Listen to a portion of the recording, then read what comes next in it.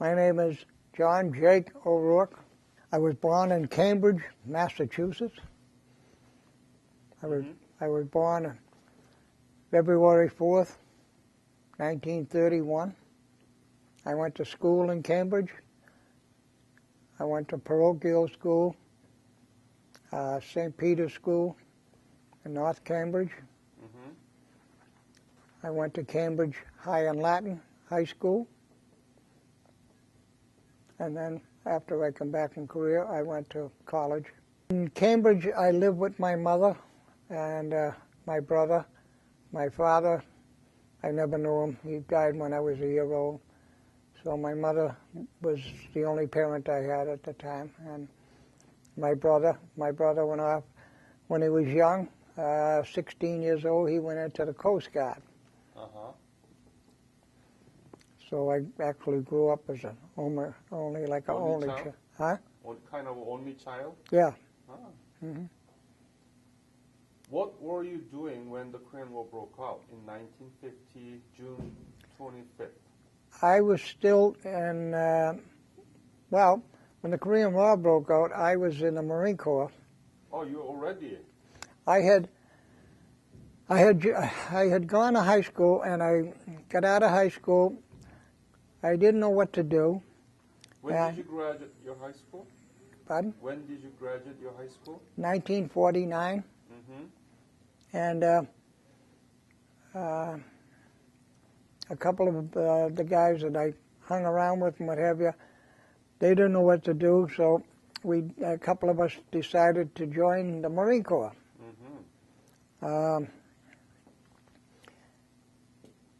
And so I joined the Marine Corps in February 7th, 1950. Yeah. Yep. And then I went to boot camp, and I got out of boot camp in June. And when I got out of boot camp, a couple of weeks later, the Korean War broke out.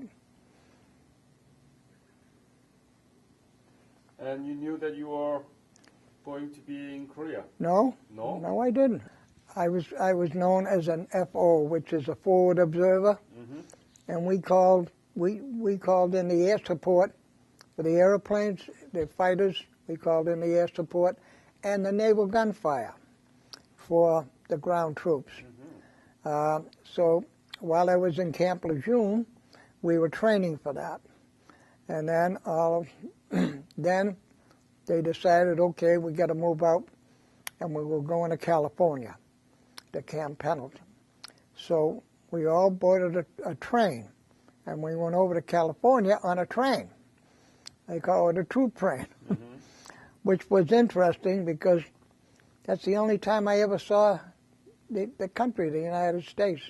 I never was out of, my hometown or anything. I never went anywhere, except I went up to Maine one time, in New Hampshire, but that was it. So then we went to California to Camp Pendleton. We did some more training, and we boarded ship in California, and we took off. About halfway across the Pacific Ocean. When was that? When did you depart from California? September of 1950. Where were you headed? We didn't know. Halfway across the Pacific, they broke out the orders and told us where we were going. And they told us that we were even training aboard the ship with the radios and all that, and shooting with rifles and shooting targets in the water. They didn't tell you anything about your destination? Not that I remember, no. Halfway across, they told us we were going to Korea. What was your reaction? Korea? Where's that? Where's Korea? Never heard of it. So, and that was... How about your other people? Never heard of it. So that was the mumbling and the talk of, wow, what are we going to do there and whatever. And then they told us about the war, And then we had to get into combat training. So then we got to Kobe, Japan. That's where we landed. And we got to Kobe, Japan, and when we got there, the next day, what does it called, a cyclone? Like a hurricane? Wow, that was something else. Then after that, we prepared to board an LST. That's where the big doors open in the front. We put all of our equipment on there. We had a couple of Jeeps and stuff like that, and we sailed from Kobe. We were heading for, they told us, for Incheon, Korea.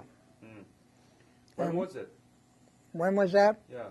That was September. Yeah, we landed at Incheon on September 15th. You were in the... Incheon landing. Oh, really? Yeah. So, tell me about it. Did you know that you're going to cut off the North Korean army from Japan? Were you told that? We were told we were landing there to cut off the supply route of the North Koreans, and it was a very successful landing. Very successful. That was a good move by General MacArthur. And we told what to expect. We had to land at 5 o'clock at night because of the tide. The tide was very, very big, and there was no room until 5 o'clock at night when the tide come in, was at full tide, and that would give us the advantage of hitting the beach. So that's what happened there. Weren't you afraid that you were told that you're going to land to cut off the North Korean, and you're going to engage and encounter severe resistance from the enemies? Not really, no. We didn't think much of it because it was something that would be brand new to us. We've never been in combat before. We've never been in a dangerous situation before. So the only time I felt that way was when we were landing. We were landing in what they call Amtraks. And the Amtraks, instead of coming out the front of the Amtrak, the door opened in the back, and we went out that way. And when I was sitting on the side of the Amtrak, when we were landing, the North Koreans were shooting mortars in, and one hit from here, about 2 feet or 3 feet out, and it knocked me right across the Amtrak. And good thing I had my helmet on because I hit my head, and that's when I knew that it's showtime. This is it. So that was my first encounter of what was going to happen. Weren't you scared to that? Well, I got a little shook up then, what have you, but there was no time to get scared, really. It was just the time was to get out, get ashore. We got out at nighttime, and it was dark. Of course, they had bombarded the shore. They did a good job on that, and we landed in a onion patch. So at nighttime we stayed there until dawn, and we dug in, stayed there until dawn, and then. Where? In the seashore, in the sea sand, or close to that? On shore, yeah, on shore. We dug in a onion patch. It was a place where they planted all the onions. So when we didn't do any sleeping or whatever. So. Were there any severe resistance from those? Oh, there was resistance, but not as much as they thought that was going to happen. I think it was a big surprise to the enemy, and that was good for us. Many people killed there in landing? In landing, there was a few. There was, well, naturally, there was a few of them, yeah. You saw Not them my being out, killed? not my outfit. They weren't Oh. killed. No, So you didn't saw them being killed? no, not until the daytime. Okay, in the daytime when the first light came up and we moved out, then I saw as we moved.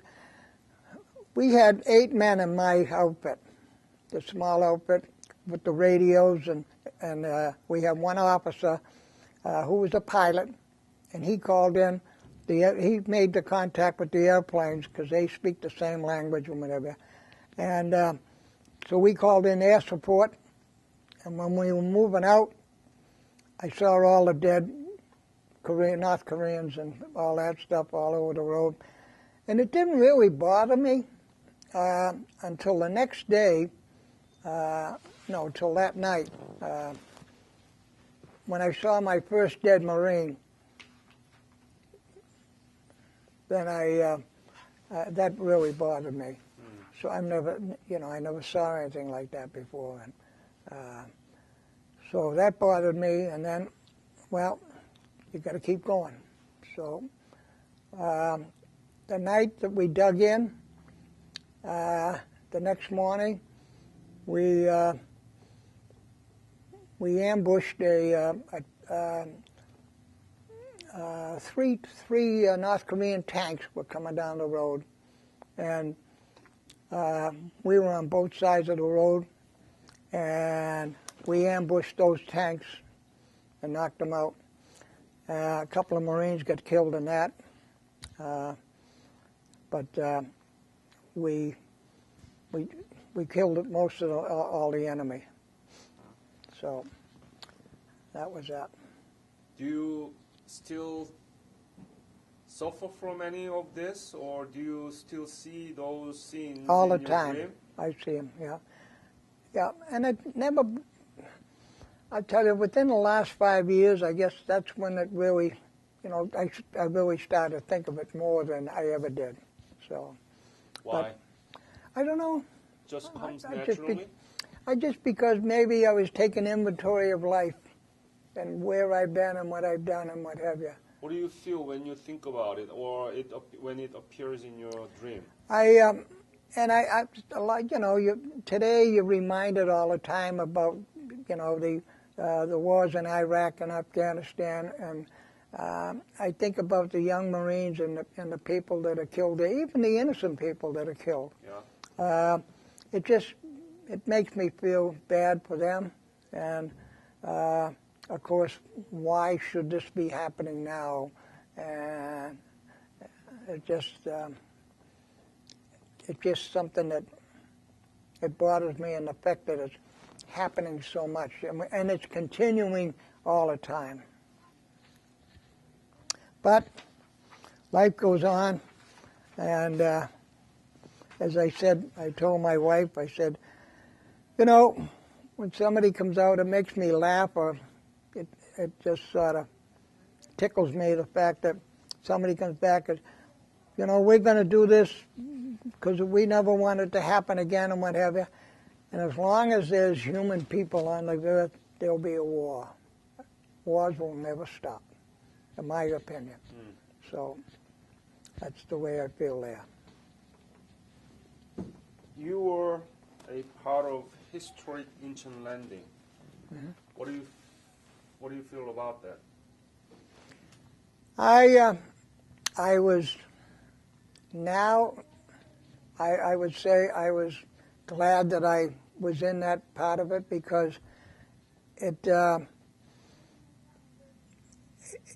got me used to the combat early. Being, like they take the baseball bat away from you and you give you a rifle and say, okay, now, go kill somebody and whatever. And then when it's over, they take the rifle away, give you back the baseball bat and say, go back to your life again, Right. So how do you deal with that? how do you deal with that is right, yeah. But that's just, yeah. So, were you able to see the impact of that Incheon landing to enemies? Oh, yeah, Tell me. yeah.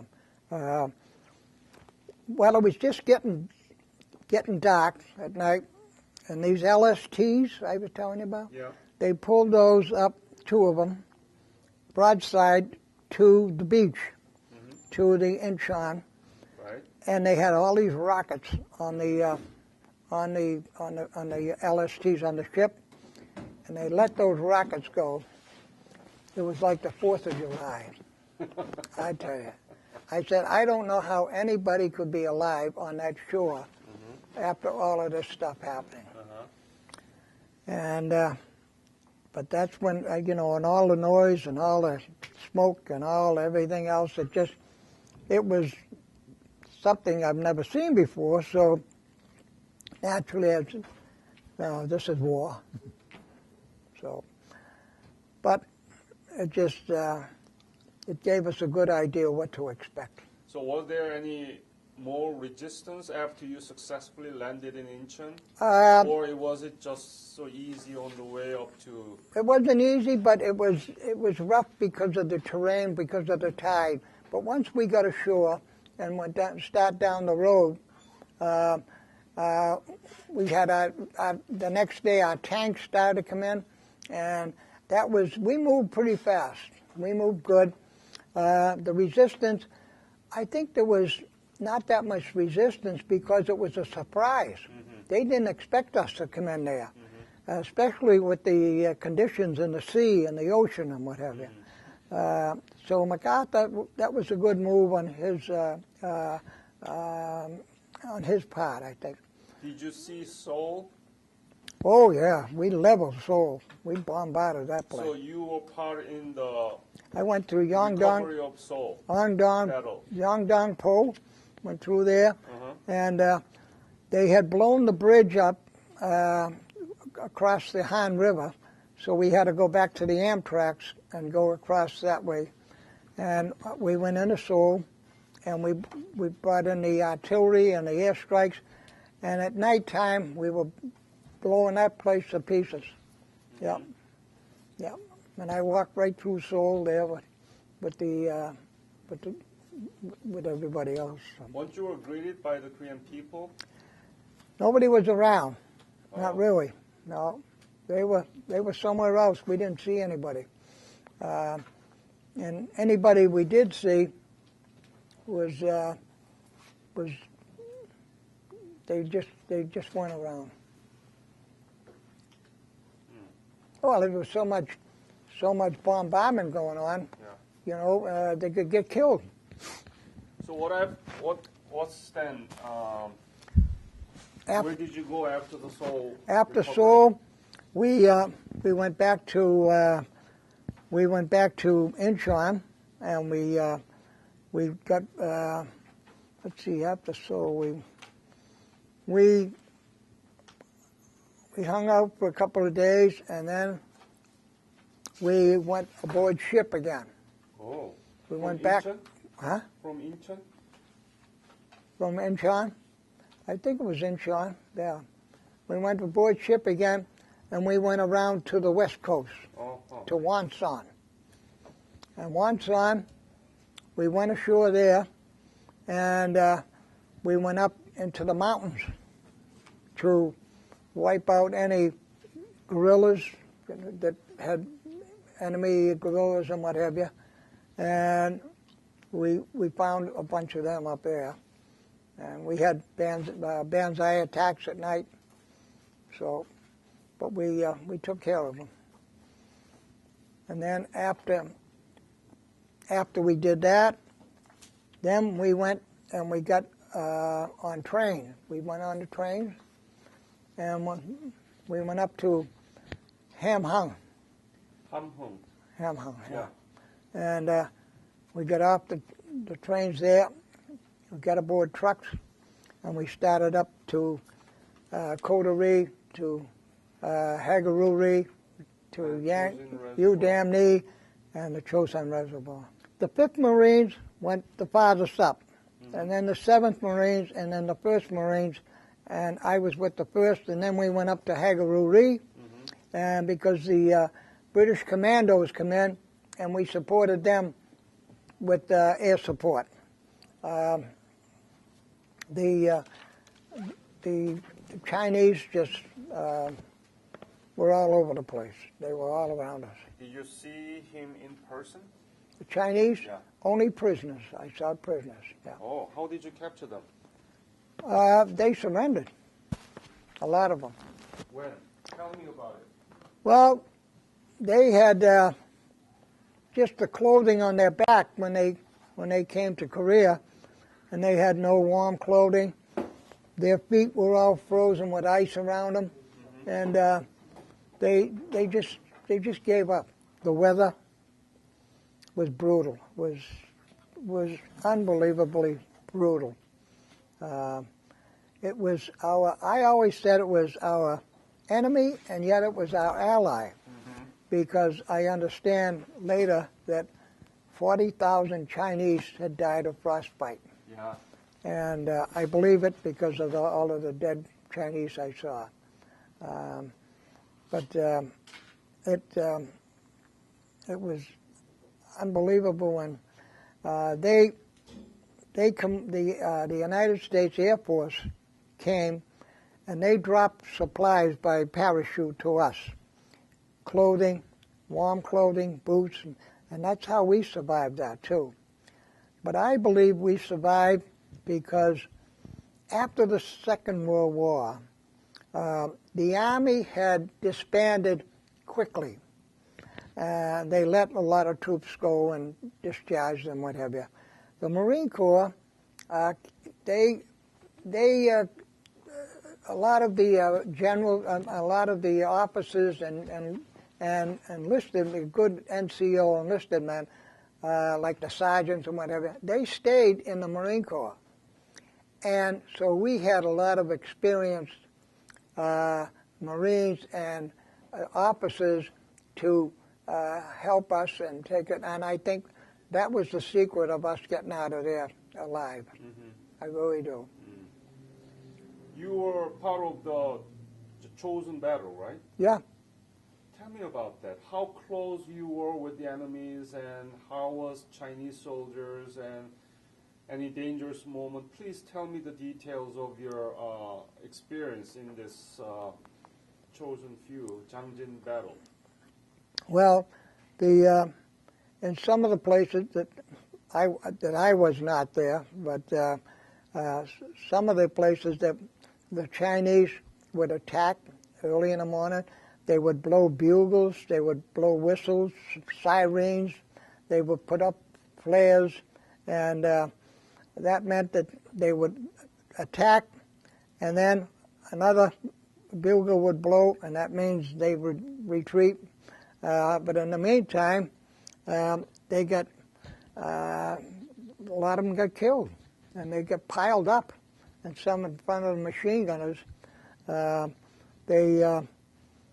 They also, a lot of them got killed because we brought in the airplanes, and the airplanes hit them with the new napalm with the fire and wiped them out there, and also with the bombs.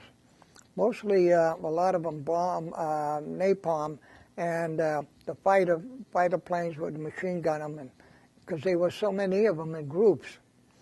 But a lot of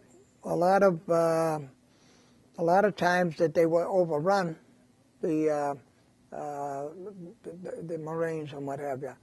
So they just had to do the best they could. Some of them got prisoner of war. I had a friend that got prisoner of war, but he got away.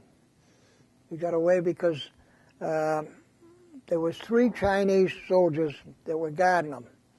And while they were waiting for something, I don't know, but our airplanes come, fighters, and when the Chinese saw the airplanes, they ran. And when they ran, he was wounded, and he took off and come back to us. So that worked out fine for him. He's still alive today. Oh. Yep. Yeah. What was your rifle? It was M1 or? I had a pistol when I landed at Incheon. The next day I had a rifle because I wasn't Is gonna. that M1? M1, yeah. And M1. you did carry that Oh yeah. to the Jangjin battle. Yep. Oh Did yeah. you, tell me how many days were there at the Jangjin battle? We were there about 3 weeks. Yeah. 3 weeks. 3 weeks. Yeah. From the time we went up to the time we left. When we left, the 5th Marines come down and joined us in Hagaruri with the 7th Marines, and then General MacArthur wanted to spread us out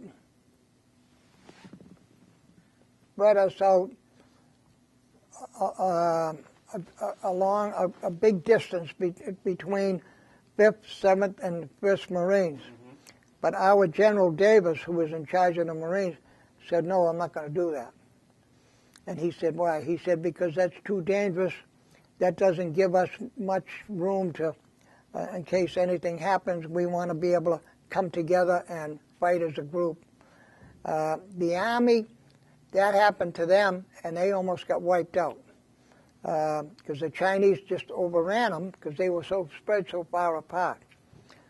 So that was good for us. And then when we were leaving, the 5th Marines came down. They joined the 7th Marines, and then the 1st Marines, and then we all marched out together. Now, we left at nighttime, and it was cold, and it was a road. The road was only about 8 feet wide, and it was 700-foot drop on one side.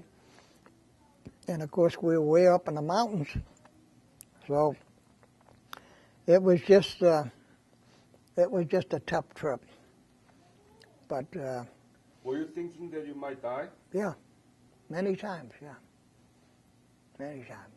Can you think of the specific day during that 3 weeks battle at Jangjin Reservoir that you were really encountering, you were facing the Chinese so close and so on? Any? Not really, no. How far they were from you? Who? Chinese soldiers at Jangjin Reservoir. Oh, they were right on top of us. Right on. What is the distance? Well, 100 yards? oh, less than that. Some of them came right up. Yeah, Oh. yeah. They'd come up in droves. I mean, numbers. You couldn't shoot them fast enough. But then, as they say, they'd blow a whistle and then they'd take off again. Do you suffer from PTSD? I put in for that, but I didn't get it. I don't know why. I guess it was because of the doctor that I had. But I did get frostbite in my hands and feet, and so I got And do you experience nightmare?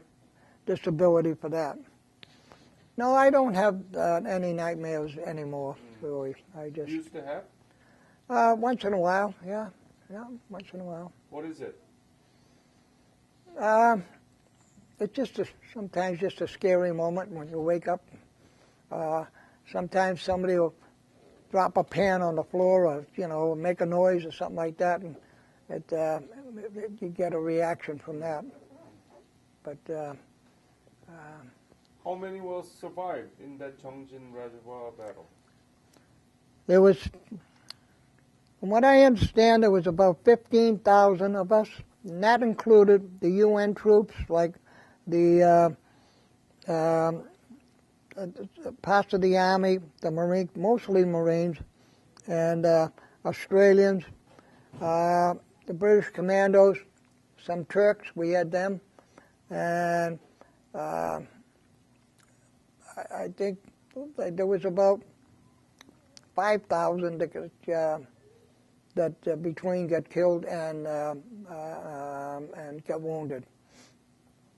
And then there was a lot of lot of people missing. Were you wounded out of that battle? No. What was the most difficult thing? Up in the Chosin Reservoir. Mm. Yeah. The first effective memory I have was the Incheon landing. And also, we get ambushed a number of times. One bad one in Wonsan in the mountains. We had a lot of banzai attacks at night. I said, you know, we often said that amongst each other, you know, who the hell wants to die here? I'd rather die in Times Square. Somebody says, hey, there's Jake O'Rourke, you know. But to die out there in the middle of nowhere, for what? That's what a lot of us thought, yeah. So were you regretting any? No, not really. You know, now that, you know, it's like a ball game. It's like a baseball game. You know, you play the game and you play it the best you can. And if you lose, well, okay, maybe the next time.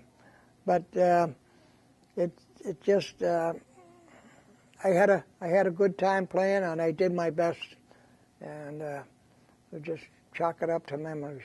Have you been back to Korea? No. Do you want to go back? No. Why not? Well, I think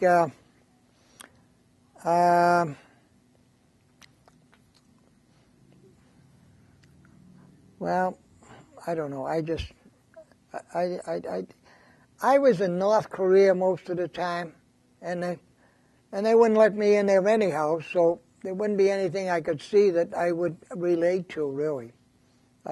And as Don says, you know, the city of Seoul is like New York City.